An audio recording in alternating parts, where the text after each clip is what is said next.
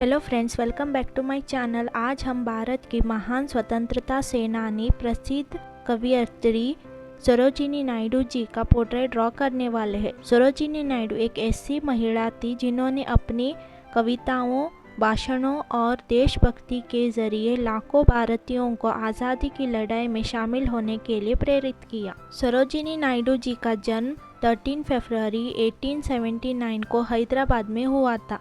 उनके पिता अग्रहोनाथ एक प्रसिद्ध वैज्ञानिक और शिक्षक थे और उनकी माता वरदा सुंदरी देवी एक कवयित्री थी। बचपन से ही सरोजिनी जी बहुत बुद्धिमान थी और उनके कविता लिखने का बहुत शौक था। सिर्फ 12 साल की उम्र में उन्होंने अपनी पहली लंबी कविता लिखी। उनकी प्रतिभा को देखकर उन्हें इंग्लैंड में पढ़ाई करने का मौका मिला। उन्होंने किंग्स कॉलेज लंदन और गिल्टन कॉलेज कैम्ब्रिज में शिक्षा प्राप्त की। भारत लौटने के बाद सरोजिनी नायडू जी की मुलाकात महात्मा गांधी से हुई। गांधी जी के विचारों से प्रभावित होकर उन्होंने देश के आज़ादी की लड़ाई में हिस्सा ली। उन्होंने पूरे भारत का दौर किया और अपने प्रेरणादायक भाषणों से लोगों में देशभक्ति की भावना जगाई।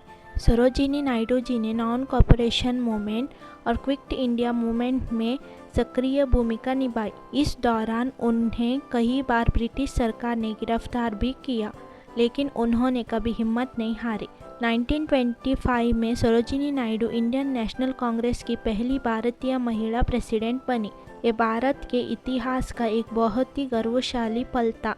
1930 के दंडी मार्च के बाद जब महात्मा गांधी जी को गिरफ्तार कर लिया गया, तब सरोजिनी नायडू जी ने आंदोलन का नेतृत्व किया और लोगों का हौसला बनाए रखा।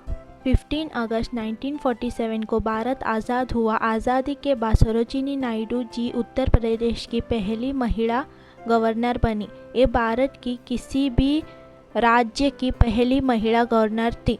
2 मार्च 1949 को उनका देहांत हो गया, लेकिन उनकी कविताएं, उनके विचार और देश के लिए उनकी सेवा आज भी हर भारतीय के लिए प्रेरणा है। सरोजिनी नायडू का जीवन हमें सिखाता है कि शिक्षा, साहस, देशभक्ति और अपनी आवाज़ का सही उपयोग करके हम समाज और देश में बड़ा बदलाव ला सकते हैं। एक मजबूत आवाज़ पूरे देश को जगा सकती है। अगर आपको मेरी ड्राइंग पसंद आई हो तो वीडियो को लाइक करिए, चैनल को सब्सक्राइब करिए और कमेंट करके बताएं कि अगले एपिसोड में आप किस महान भारतीय की ड्राइंग देखना चाहते हैं।